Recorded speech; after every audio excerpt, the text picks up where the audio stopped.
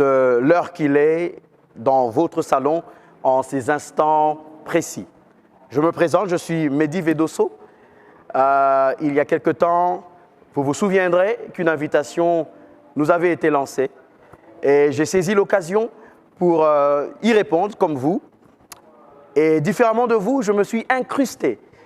J'ai trouvé mon chemin pour entrer dans ce salon et même plus loin, je me suis fait l'agréable devoir d'être votre porte-voix. Et j'espère que cela ne vous dérangera pas. L'invitation avait été lancée afin que nous puissions avoir un moment d'échange autour d'une tasse de thé, une tasse de café, un verre de jus, un verre d'eau, mais bien plus autour d'un ouvrage, autour d'une œuvre.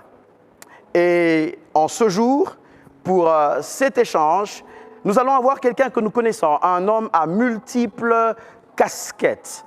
Et la casquette qu'il portera en ce jour pour nous, avec nous, c'est celle d'écrivain, celle d'auteur.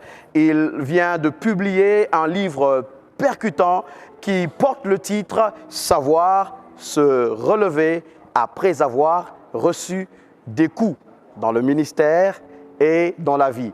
Un sujet aussi délicat qu'universel. Alors, ensemble avec l'auteur, nous allons plonger nos regards au cœur du message que portent ces lignes. Alors, bienvenue entre les lignes. Puisque vous êtes déjà bien installés, puisque vous êtes déjà dedans, puisque vous êtes déjà avec moi, je voudrais qu'ensemble nous puissions accueillir l'apôtre Roland Dallot pendant qu'il entre là où nous sommes, dans nos salons. Nous l'accueillons avec joie. Bonsoir, apôtre. Bonsoir, pasteur. Bonsoir. Merci à vous d'être là. Je peux m'installer? Bien sûr, prenez place, prenez place. Merci, apôtre. Merci à vous. Un moment d'échange que nous espérons riche, que nous savons déjà riche avant même de commencer. Mais apôtre, avant de commencer, je voudrais vous poser une question toute simple. Comment allez-vous? Ben, je vais bien. Un peu tendu, et c'est normal, oui. Mais je vais bien. Merci, merci apôtre. Mais je voudrais aller encore un peu plus loin. Je voudrais dire, comment vivez-vous cet instant, ce moment précis, intérieurement, ce moment où finalement cette œuvre que vous avez portée, couvée, voit le jour, cette œuvre qui passe de vos mains aux mains des lecteurs. Quels sont vos sentiments? Qu'est-ce qui vous anime en ces instants précis? Alors, je pourrais dire qu'il y a plusieurs sentiments mitigés, mélangés, mais que je peux exprimer de trois manières.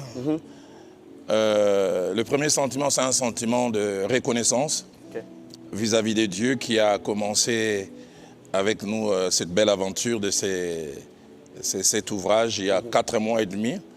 Et puis voir l'aboutissement, parce que des fois les gens voient un produit et ils n'ont aucune idée de tout ce qui se fait derrière. Moi je suis de la vieille école, j'ai écrit à la main, puis il y a eu un infographe qui m'a aidé à saisir. Et puis il se passait entre les mains de plusieurs lecteurs. Et soit dit en passant, là j'ai découvert que j'avais non seulement des lacunes, mais beaucoup de progrès à faire en termes de français, sans compter les accents, la ponctuation, les accords en termes de syntaxe.